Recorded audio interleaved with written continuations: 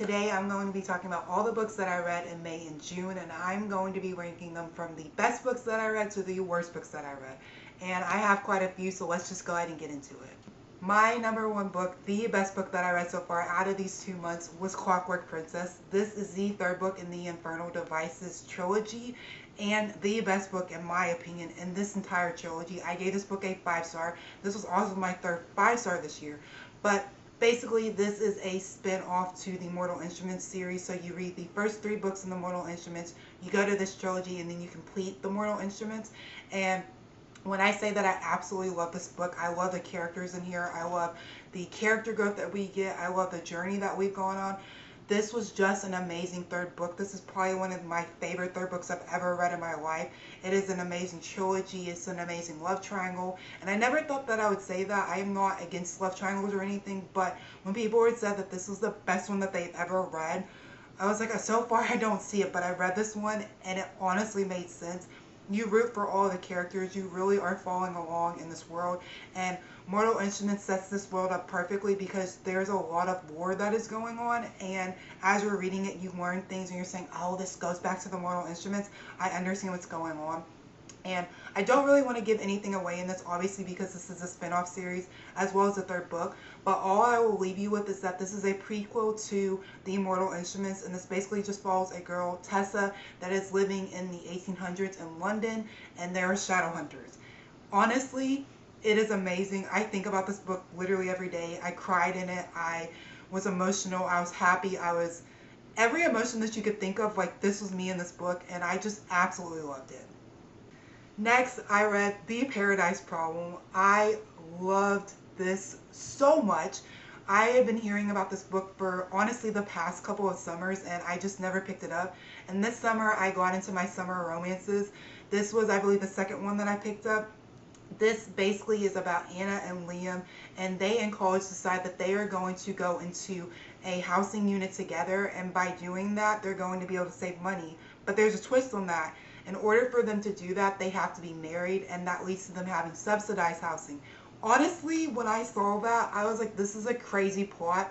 I don't know how that's going to work. I don't know how you're going to set this up, and that's the way that their relationship begins, but it does. They basically are in this apartment for the duration of their college experience. They end up moving out and divorce, or so you think. It fast forwards 3 years later, and Anna is chilling in her apartment. She just had something major happen to her. She is basically being like a couch potato, and William comes and knocks on her door and says, hey, remember me? I told you that we were divorced. That's a lie. We're actually married, and by the way, I need you to come with my family to a private island for my sister's wedding because I told everybody that we've been married. And it's coming up on our 5-year anniversary. And again, crazy concept, but it works. I love this so much. It was so funny. Anna is one of my favorite characters I think I've ever read about. She's hilarious. She's down to earth. She really is just somebody that I love. I love her energy. I love how unapologetically she was herself.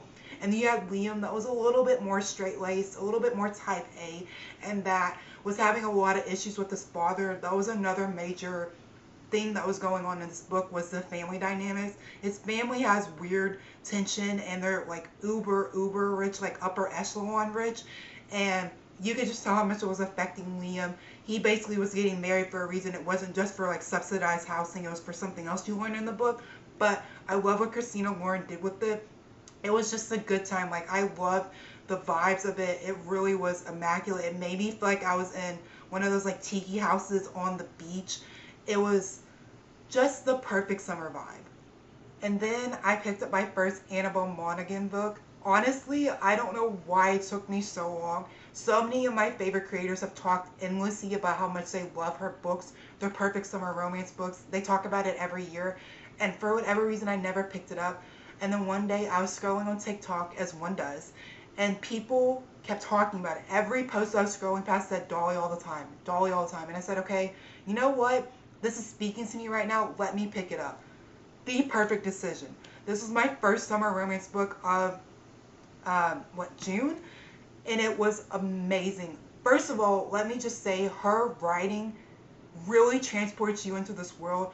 I love it. She just has a way of having these metaphors or anything that you could think of where she would describe a sentence and she just adds this extra like to it that really adds to the story, and I loved it. But basically, this is about Dolly, and Dolly is a single mother that lives in Boston. She ends up having to go back to her hometown in Rhode Island to help out her dad. They had something major happen to their house, and she is basically there for the summer to help with like renovations and just helping her dad around the house. And so, one of the things that is expressed pretty early on in this book is that Dolly is the caregiver of their home. Dolly really is almost like that mother figure to her siblings. She has a younger sister and a younger brother, and her younger brother has um, some things that are going on with him that she really has to be more involved in his life. And then the sister is a little bit out of the picture. But basically, again, Dolly is that caregiver, and she feels like a lot of the pressure is on her. And also, she has a son, so she doesn't really feel like she could ever delegate any tasks to anybody.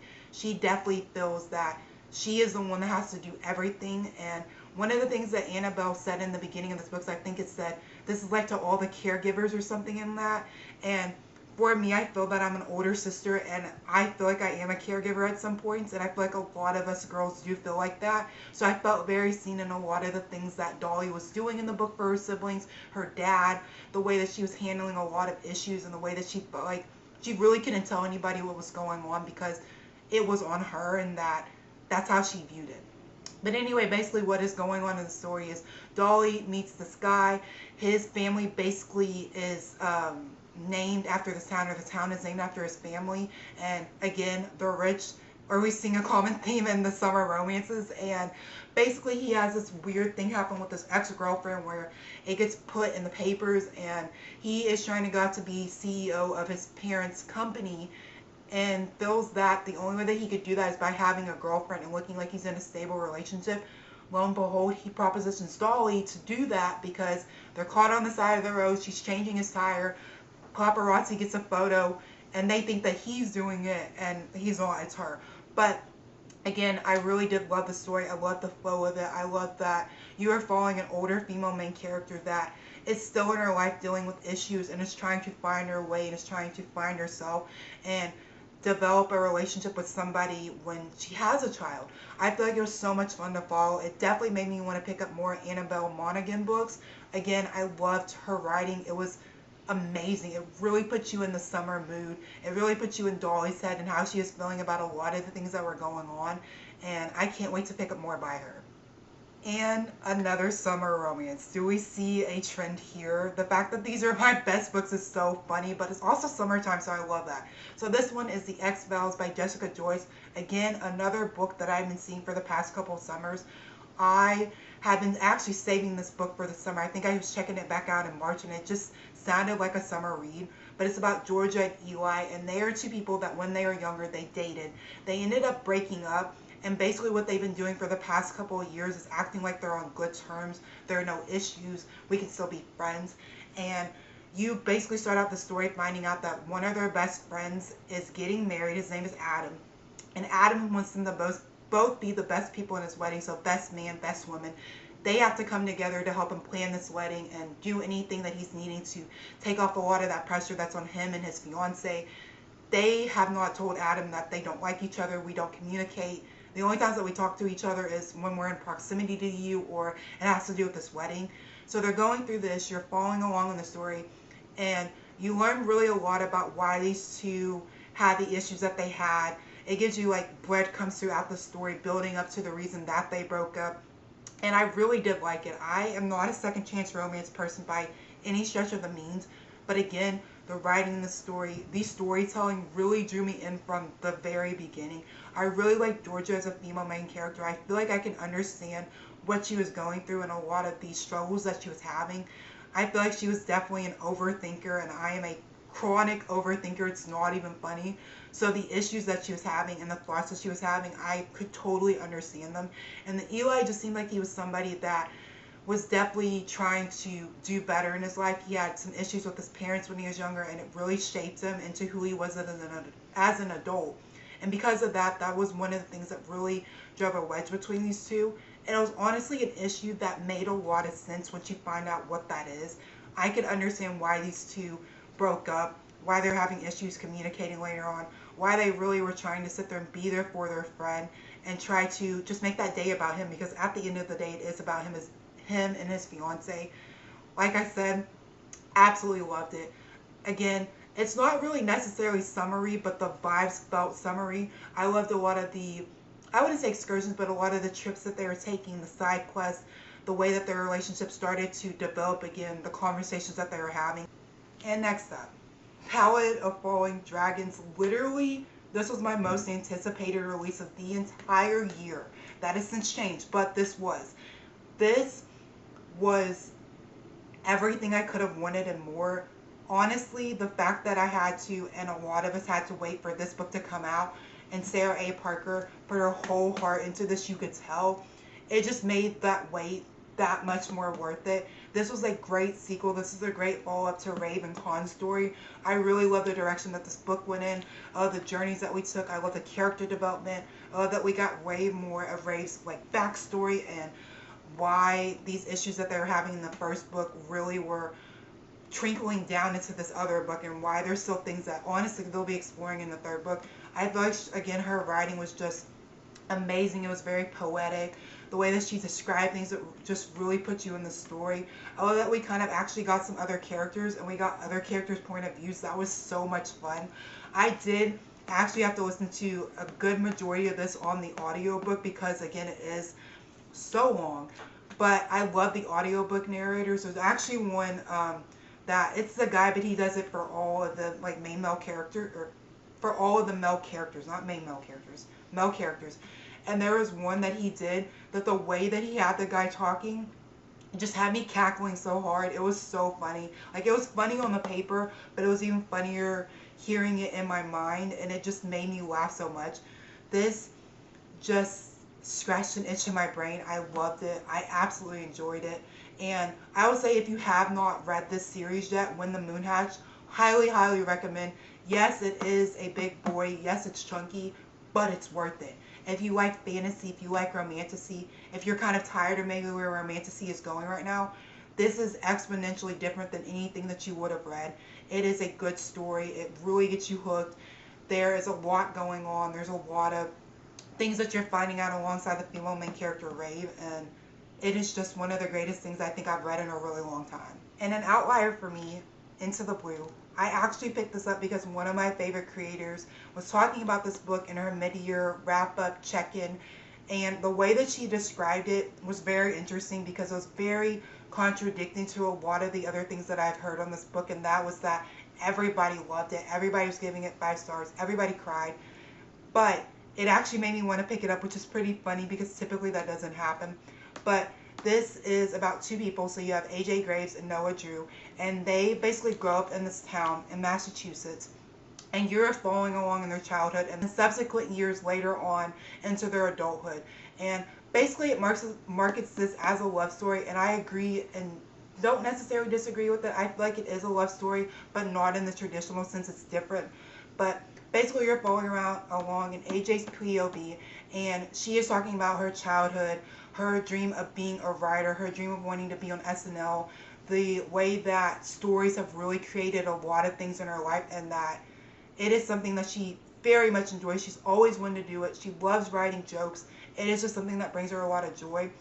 So she initially in the beginning of the story ends up meeting this guy named Noah, and Noah Drew has a family that is infamous, like famous actors.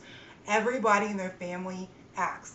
They are just basically like a dynasty, and he is struggling with wanting to pursue that career path. He doesn't know if he wants to be an actor or do something else, but he feels like he really has that pressure on himself to continue this dynasty, and everybody expects that from him.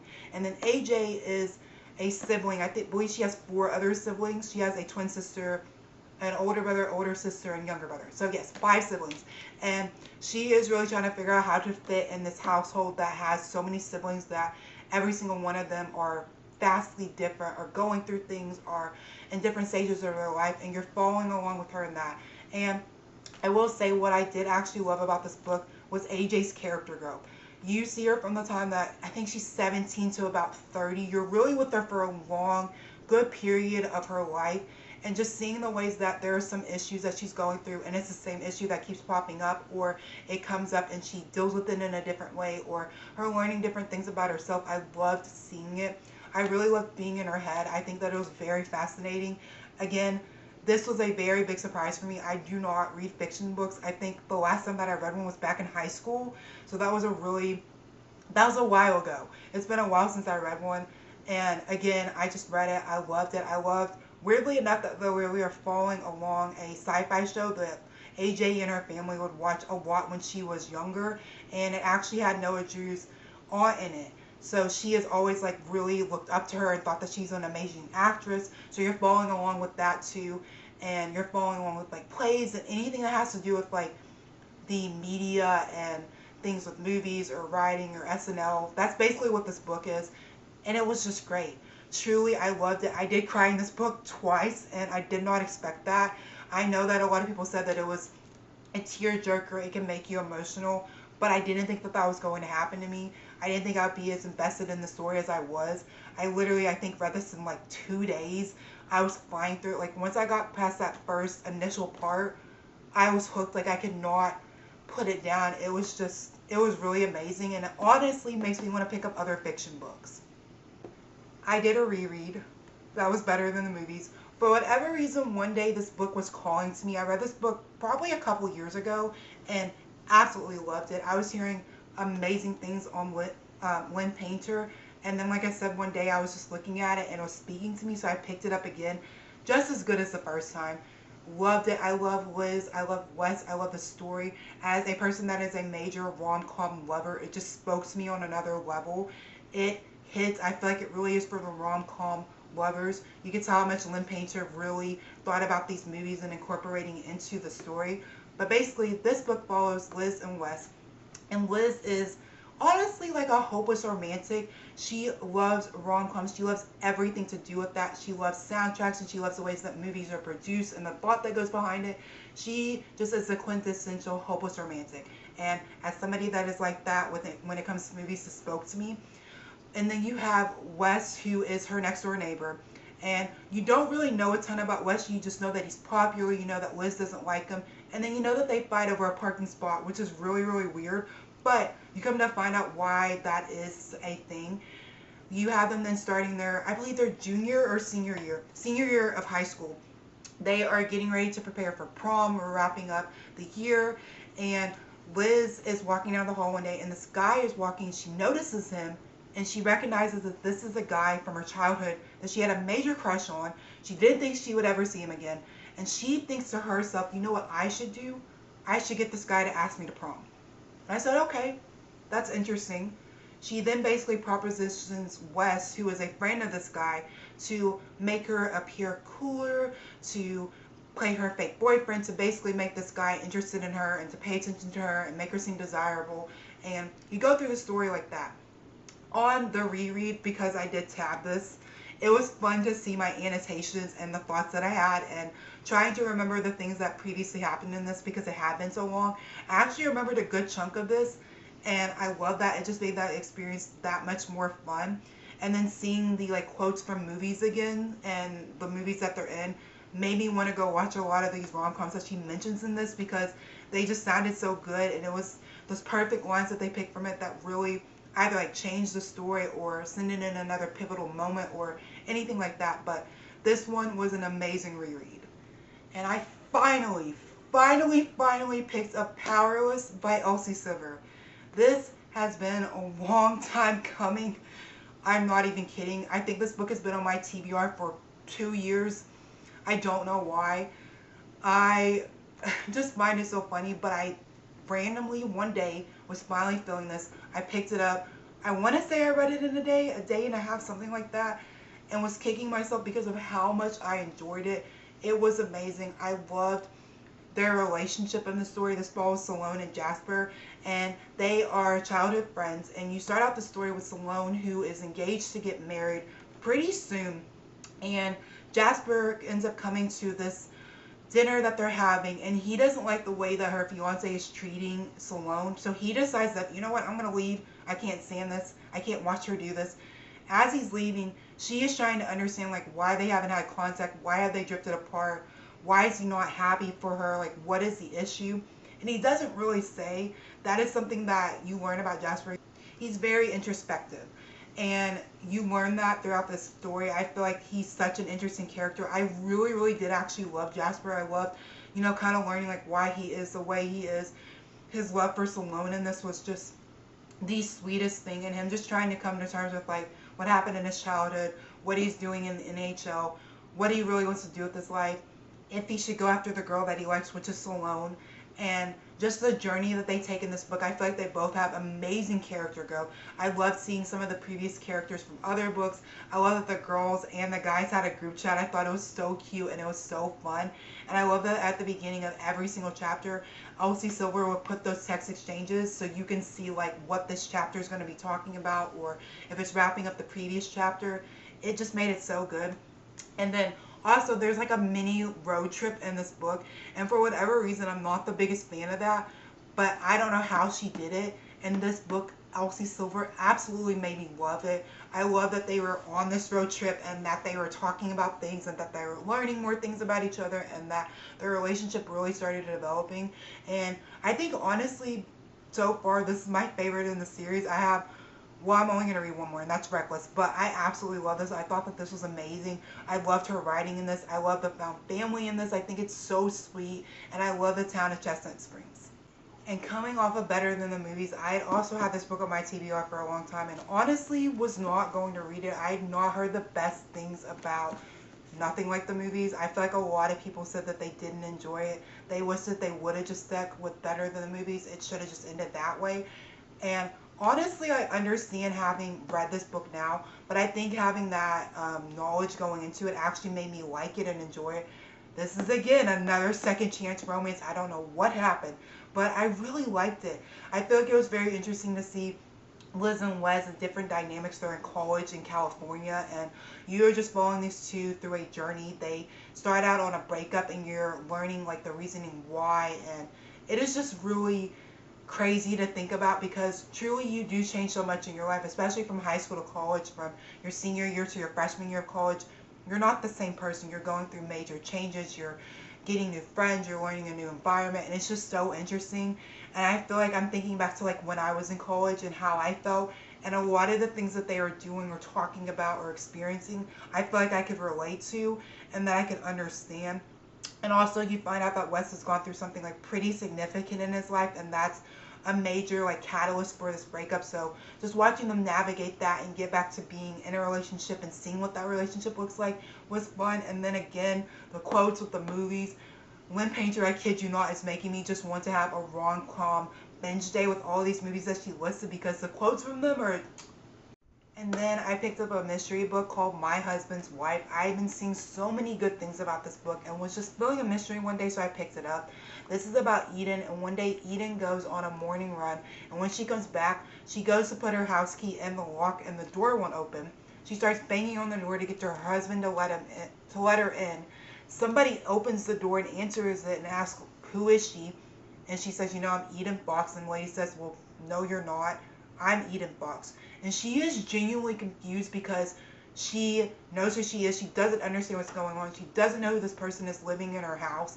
And she doesn't get what's going on. So she asks to speak to the guy that's her husband. And when he comes to the door, he says, "I have no idea who you are. I don't know what you're talking about. Basically, get off my front porch or I'm going to call the police." She leaves reluctantly. And you're basically just following along, trying to figure out, is she who she says she is? Is this other lady lying? What's going on? Because if the other lady's lying, why would the husband lie? It is just crazy, and it is honestly one of the craziest and unique concepts that I've heard or read about. I really, really, really love this book. I had such a good time. For the longest time, I could not guess what was going on. I was trying to understand, like, is this what's going on? Are you lying to me? Because they will lie in a mystery or a thriller book, and I know that. But I couldn't figure it out. And then we started getting to the end, and like right before it told me, which just happens to me all the time, I said, "Oh, I think I know what's going on." I partially got it right. I was trying to like throw out another plot twist and it didn't happen, but I think it would have been cool if it was that. But it was so good. I really, really liked it. I listened to a lot of this on the audiobook, and the audiobook was absolutely amazing.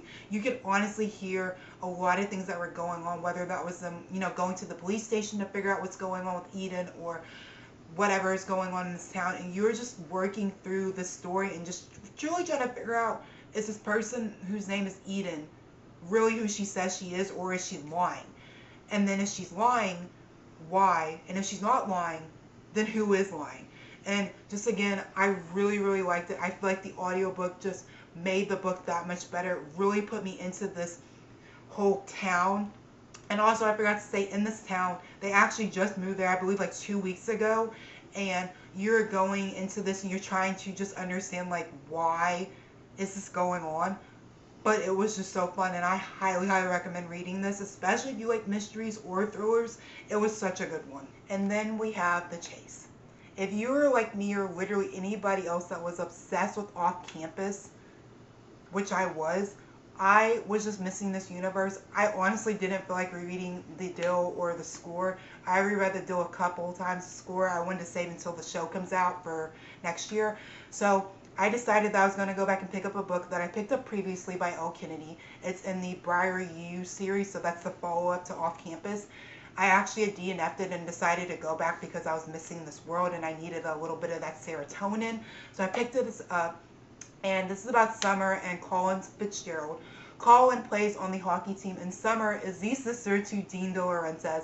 You're going basically into the story, seeing that Summer has this major crush on Fitz, which is the name that he goes by, and basically he thinks that she is either like a ditzy, stuck-up rich girl, and that there's no like substance to her, and you quickly find out that is not the case. And you find out that Summer is honestly just drawn to Fitz. She feels like he's a nice guy. She really is intrigued by him. She likes his personality. She likes that he's different from any of the guys that she's been with before. And you're following along in this. I liked the story. I did not love it. Summer is by far one of my favorite female main characters in this entire universe. I love her personality. I love that she's basically sunshine and rainbows, and she is just a sweet person, and I love her personality. I feel like she is just the person that's always going to have your back and is going to uplift your spirits and just be that one that's going to be there for you and help you through anything you're going through. And I feel like this is what happened with me initially when I read this story, is Fitz, or Fitzy, was not my favorite character. Honestly, he was very just almost like self-deprecating. I didn't really like him. I felt like he was just treating Summer horribly because he didn't like who she was as a person, and he was making all of these inferences about her, and he was wrong about her, and he was just using that against her and was just basically trying to get her for her personality, which I didn't like. But I did love this because it was cool to see a lot of my favorite characters in the series, which is Hollis, one of my favorite side characters of all time, literally. Love him. And Hunter Davenport, that's another one of my favorite characters in this book. And I don't think I got to this part initially when I read it the first time, but seeing like what was going on and seeing like what happened, and some stuff, it was really interesting. I loved seeing him. I loved just reading the story and see what was going on. It helped a lot with the off-campus hangover, which was real. It just kind of kept my mind off of it a little bit, but also put me back in that world. I picked up The Housemaid. Crazy. I feel like I'm probably one of the last people on earth to pick up this book. Everybody and their mother and their sister and their dog and their friend and their neighbor has picked up this book, and I haven't. And I know that the movie just came out. There are people in there that I really like, so I might watch that movie. But again, for whatever reason, I was on a trip with my family, and this book was just speaking to me. I read it. I kid you not, I stayed up till like 3 a.m. binging this book. If that tells you anything about it, it was so good. I really enjoyed it. I loved Frida's writing. I just like, it was so easy to get hooked into the story, to follow along, to not really know what was going on. But I will say, I did in fact figure out the plot twist in this book, and I'm so proud of myself. I got it. I knew pretty early on what was going on. And as somebody that doesn't read a lot of thrillers, that is really fun to be able to figure it out before they tell you. But basically, this book is about Millie, and Millie is a housemaid. You find out pretty early on that she is living in her car and is basically going around trying to get a job as a housemaid. And she feels like if she can get it in a household that has a lot of money, maybe she'll make more money and it would be very ideal for her. She goes out for this interview and she's interviewing with the Winchesters. She interviews with the wife Nina. And as Nina's asking her these questions, she's kind of fibbing a little bit to her. She's trying to basically fit in and make herself like a chameleon to fit into whatever Nina wants as a person. And so she'll ask her questions like, I think one of them was, do you wear glasses? And she was like, yeah. And she doesn't, but she was wearing glasses those days, so she stuck with that. And she's like, oh, maybe she'll think that I'm not that interesting and that she doesn't have to worry about me with her husband because I wear glasses and it makes me look more down. This book was actually crazy. My heart, I think, was pounding the majority of this book. The pacing of it was great. The little like mini plot twists you were getting were perfectly placed. I love the perspective that we got in this book. I feel like being in Millie's head was so interesting because, again, you cannot tell whether or not she's being honest about what is going on. She's talking about weird things that are going on in the house, like the door locking or getting jammed, or, you know, the way that Nina's acting. She's acting very erratic and she seems like she's making things up. She's lying to her husband and she can't understand. It was just great. Like, honestly, I really, really enjoyed it. It was the perfect bingeable read. It was easy to get into. It was easy to keep my attention. Like I said, I binged it. I stayed up till literally 3 in the morning in our hotel and it was crazy, but I loved it. I thought it was great. I enjoyed the heck out of it, and honestly, it kind of makes me want to pick up something else by Frida McFadden, or at least another thriller, because if it can give me that feeling of like heart racing, you don't know what's going to going on, page turner, bingeable, I would love to read that. I picked up City of Fallen Angels, which is the 4th book in the Mortal Instruments series. This basically picks off right where the 3rd book ends. I enjoyed this. It's pretty short. I feel like this was just giving you a little more information of what was going on in this world, where the characters are now, and it was really interesting. I really, again, just enjoy her writing. I feel like it's amazing. She gets you so sucked into her world. She gets you caring and engrossed, and it doesn't matter the size of the book or how long the chapters are. Like, it doesn't matter. It's great. It keeps me entertained. This probably has been, well, it's not my least favorite. It's my 2nd least favorite, but again, I think that's because it's so short. It is just such a fun universe to be in. I really, really love this series. I think it's great. I feel like you could read it whenever, whether you read it as a kid or as an adult. It just scratches an itch, and I love it, and I can't wait to continue the series. Then I picked up Puck Face. Not the biggest fan of the title, but if you read any hockey romance books, you know Puck is typically in the title.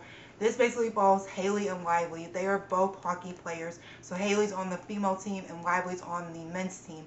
They basically start out this book not liking each other. They are not friends. They don't enjoy each other's company, or so you think. And you're going through the story and learning that basically the guys' rink was tanked. They have to then move in with the female hockey players and share a rink, have rink time, basically just coexist in this aquarium, if you will. It was so interesting. The dynamic between these two was so funny. Haley honestly was one of these people where she was a no-nonsense, doesn't take anything from anybody, will stand up for anybody. She's the captain of the team, and Lively's the captain of the men's team. You could just tell that she really was not feeling this guy, that she didn't like him, that she felt like he did something to her in the past, and it has just stuck with her. And I really actually did like her. I like that this was different than a lot of the hockey books, in that typically the girl is the one that likes the hockey player, the male hockey player. She's either obsessed with him, had a crush on him for years, ends up fake dating him, what have you. And in this book, Haley actually genuinely does not like Lively, like, at all. She cannot stand him. And then you go to Lively's perspective, and Lively is freaking obsessed with Haley. He thinks that she's the coolest girl ever. He likes her. He thinks that she's so sweet. He likes poking fun at her. And him as a character, I feel like he truly lives up to his name, Lively. He was just a golden retriever, ball of energy, and I loved him. I love that he kept kind of like poking fun at her. I love that he knew that that was the way that he could talk to her, and just like what buttons to push. Sometimes in a story, that's just honestly going to get me, and it will make me interested. This book was on the longer side. I kind of wish it was a little bit shorter, but I did thoroughly enjoy it. I love the team dynamics. I thought that it was really good. I love the text exchanges that these two have. I love the bonding experiences that they all had as collective teams and as being like partners in this and working together. It was a lot of fun. I picked up Hollow. This is the second book in a series by M.L. Burns. Honestly, this was very weird. I was not expecting to pick up this book. It just spoke to me again on a day. Are we noticing a theme? Books will just speak to me and I pick it up. This basically follows two stepbrothers, Aiden and Keone, and you find out that later on in their life, like they're 17, 18, their parents end up getting married, and they basically had this initial meeting where they were into each other, they liked each other. They find out that their parents are getting married, and that quickly squashes the feelings that they have for each other.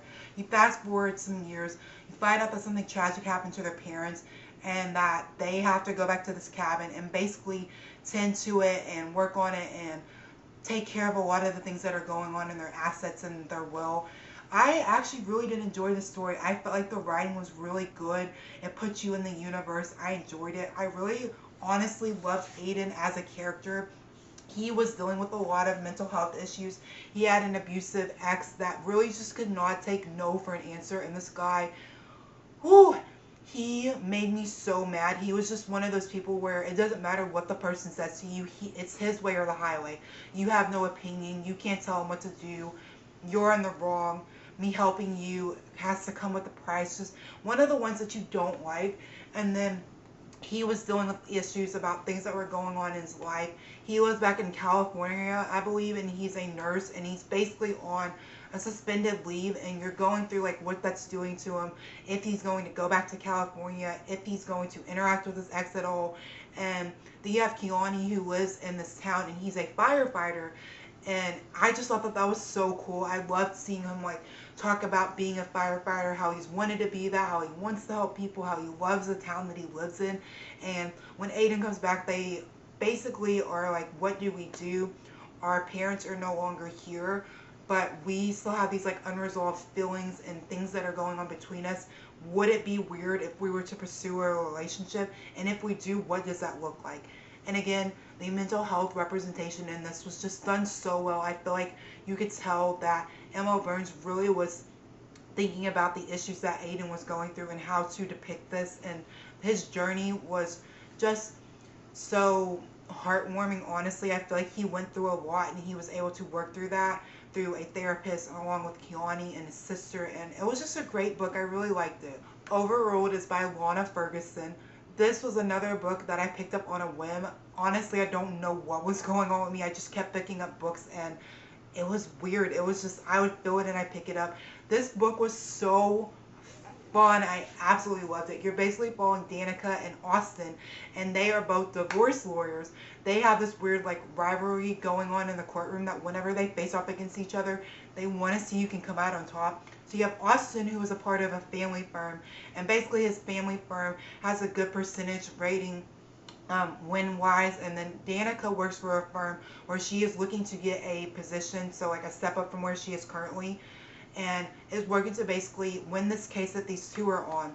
They are representing two people that are getting divorced. You have the man who is this owner of like this major company and then his wife, and as they're getting this divorce, a lot of things are coming out and they are trying to basically both sit there and contest the things that the other people want, you know, the things that go on with the divorce.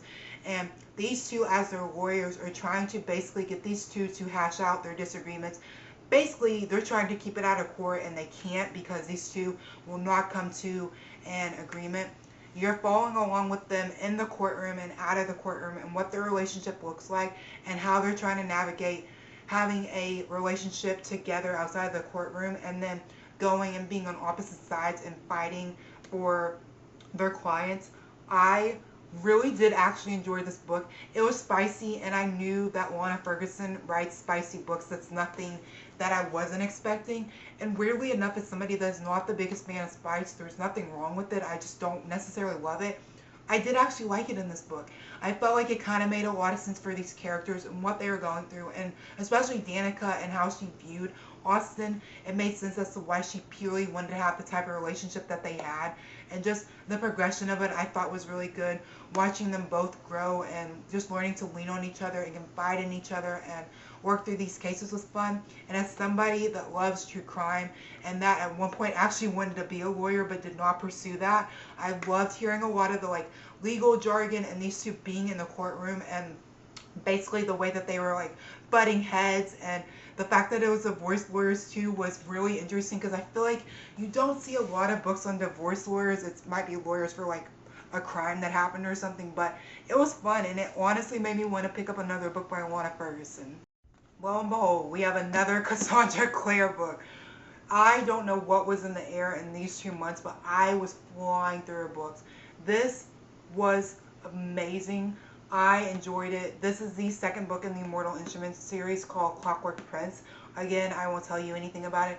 This was just cool to see again the bridge between the first book and the third book. I feel like this was one where you're learning a lot more about the Shadowhunters and the characters in this world and what was just really going on. You find out a lot of things that are really pivotal to the series and you learn more about them. I really loved it. I feel like this is part of where my love for the character started to grow. Like it shot up in the third book, but in this one, I really started to care a lot about their journey, what they were going through, the issues that they were having, the way that they're trying to navigate relationships, and some of the patrols that they're going through, and just all the things that were happening in this book were great. I always say that it's funny when I started this series. I love that, you know, like it has a synopsis on the back. I chose not to read it for any of them until I finished the book. And when I went in, especially for like Clockwork Angel, I didn't know what was going on. I was thoroughly shocked. When it was telling me what was happening, I was like, this is not where I thought the plot was going. But I loved it, and it was so much fun. I think that this is Cassandra Clare's best work that I've read thus far. I think it's so much fun. I enjoy it so much. I think about it all the time. This one was no exception. And I finally picked up the infamous Psychotic Obsession. This is about Tobias and Aria, which are Cade Mitchell's parents. Where do I start with this book? Obviously, I'm not going to tell you anything that happens in this because this is the end of like Edge of Darkness. You read this after this. All I will say is this is not what I expected. I don't know if I went in with the wrong expectations because as I read it, I knew that Tobias was going to be completely different from the Edge of Darkness trilogy. I was told that before I read this. I knew that. But I really didn't like him, and I knew I wouldn't. And then Aria, I did not expect to hate her. I'm sorry. Honestly, I could not stand this chick. She was so annoying. The decisions that she made in this book made me want to put my head through the wall. And that's just frustrating because I expected it from Tobias. I didn't expect it from her. And it's just shocking because this is a book that I put off for a hot minute because when I finished Edge of Darkness, I knew I was going to want to come back to this world. I knew I would pick it up when I felt it. And then again, I picked it up and I felt it. And then I read it and I was just disappointed. Honestly, it was not my favorite. I didn't really like it. And I'm just glad this was something that I was saying before I read this, that it did not take my view on Tobias at all. Because if it did that, I would have been so upset. I still love Tobias. I still think that he's a great character. And honestly, it makes me appreciate him more in Edge of Darkness because in Edge of Darkness, he really is a good dad. And you can tell that he did a lot of character growth and development from here to where he is in that series because he is a completely different person. Like, it is night and day how different he is. But yeah, this one, sadly, just did not do it. And honestly, this is one that I expected to be higher up on my list. And I'm really sad that this is where it is. I listened to Crown Tide. This is the 4th book in the Lightlark series. If you can tell, me and this book were not vibing. I had decided to continue the series after I read Skyshade. I actually am one of the few people that did like it. I didn't give it like a super high rating or anything, but I enjoyed it and I felt like it set up the next book really well. When you go into this book, you're basically just following along right where that book ends and you're continuing it. What I didn't like about this book is we continue to drag out a lot of the issues that you see in previous books. We basically stay in the same setting throughout the entire story, which just made me mad because it was so unnecessary. I didn't really like it. it took me out of the story, and it actually made me decide that I'm not going to continue the series. I know that Alex Astor is only supposed to have one more book, I believe, left in the series, and again, I pushed through all of these. I've gotten to the fourth, but it just took me out of it. Even listening to the audiobook, honestly, was just making me say, okay, at least I'm going to finish this book. It's on my 26 books in 2026. 2026, I can check it out or check it off, but it just took away from the story. I didn't love it. I will say that even though I didn't really like this one and Skyshade was just okay, the first two books in this series, Lightlark and Nightshade, were so good. So I just choose to believe that those are the only two books in the series. These other two don't exist, and that will not stop me from reading anything else by Alex Astor. I really do like the worlds that she creates. I like the characters. I like the things that you go through and what you're learning. I love the trials aspects that she's had in her books. I think it's a lot of fun. And I feel like she knows how to write a main male character. If you know, you know Grimm. He is amazing. And then I picked up Quiet Obsession. This was a book that I actually saw on Instagram that the author was promoting. It sounded so interesting, and I knew I wanted to pick it up as soon as it came out, which I did. This is about Millie and Creed. And Millie basically is a selective mute. She went through something in her life that has made her feel like she can't really talk about the issues that are going on. And then you have Creed, that is basically the bad boy of the school that they're in, so at college. And just doesn't really know how to have an outlet or to express his demons or issues or anything that's going on.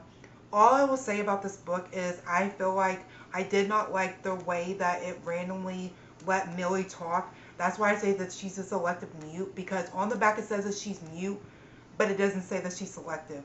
When she was picking to choose and talk, to me, it honestly didn't make sense. And the fact that she so quickly was able to confide in Creed about a lot of these things that she couldn't even confide in her own brother about was weird to me. I don't really like the dynamic that they had in this book. I thought it didn't really make a lot of sense. It was very lustful. And then there was also another person involved in this relationship, if you will, that I felt like I was getting the short end of the straw. Honestly, I liked him better, which I feel like this happens in books when it's not really a love triangle, but when there are multiple characters that are potential love interests. I really enjoyed his character more. I thought that he was a good guy. He genuinely seemed to like Millie and want to help her and help her work through her trauma and the things that were going on. But I feel like, again, he got the short end of the straw, and just their relationship was not my favorite. I didn't really like where the story went and like the issues that it was discussing and the way that it talked about it. I felt like it could have been handled differently. So yeah, again, that's why this one's at the bottom or close to the bottom. And then, whew, this pains me to say, the worst book that I read was Fury Bound. And that is so shocking to me. It's so shocking to me. Honestly, if you had told me last year after I read Direbound and found out that it was supposed to come out in July, and then that the authors got picked up traditionally, and that it was coming out next year, and I was so excited for it, and then it would be a letdown, the biggest letdown, my lowest rated book of the year, I would have thought that you were lying. Because the way that Direbound ended, the plot of that story was amazing. I enjoyed it so much. It was nothing new. It was nothing revolutionary, but it was a good time. Genuinely, I loved it so, so much. And the ending was diabolical. It just made me so excited for this book. So Fury Bound does pick up where that book leaves off, like right as it does. And you're basically going along with Marin, who is the FMC, and she is just dealing with this world and how to take on a new role that she was basically assigned and was kind of like put onto her. You're just following along in that. And honestly, to me, this book just felt different from the first one, which obviously it is. It's another book. But I don't feel like these were the same characters of Marin and Stark. I don't feel like what they are talking about and the goals were the same. I felt like it would give you an issue and then it was either quickly resolved or it was like dragged out for a long period of time and then resolved quicker than I felt it like it should. I feel like some things were thrown in for like shock value that weren't necessary. The plot was not my favorite. I didn't feel like it flowed very well. The settings were not what I was looking for. It's just what I thought that this book would be was not what it was at all. And honestly, reading the synopsis and then going into it and figuring out that you're going to have like other settings and you're going to basically be exploring more of the map and you're going to get more into these characters and also like Stark having a perspective I thought was going to be cool. I never thought that I would say that I did not want a male main character's perspective. His perspective honestly should have just been kept because it was not good. He just had the most lustful thoughts about Marin, and honestly vice versa. You built up basically whatever was going on with them in the first book, and it was so good. It was such a slow burn, and then you get into this book, and that was not the case here. It just genuinely felt like different authors wrote this book, and I don't know if that's because it got trad published or because it's been a while, but it just was not good to me, and I really, really hate that. Like, that truly pains me to say that I did not like this book, that it did not hit, because it was one of my anticipated releases of this year. So it has made me sadly not want to continue this series. Honestly, I lost interest. I can't believe I read this entire book anyway. Well, I know why I did. It's because I got a special edition of it, which I'm like, dang. But it's okay. That is not to say that I will never read anything by these authors. I do feel like they have a very addictive writing style. I do like the fantasy worlds that they create. So I feel like if they come up with something else outside of this trilogy, I will definitely pick it up. And so those were all of the books that I picked up in May and June, ranked from best to worst. I would love to know if you got this far, what you thought about the ranking, if you thought that some of these were a surprise, if you agree with it, if you liked some of the books that I did or didn't, and vice versa. I am just so interested in that because I feel like I would not have put some of these books where they were when I was initially reading them. Like Psychotic Obsession, for instance, I would have thought that would have been one of my top books, or Fury Bound, and it wasn't. So it's really interesting to see that they're at the bottom, and that some books that I didn't think that would be as high as they are, so like Into the Blue, it was as high as it was, and that I would enjoy books way more than I expected.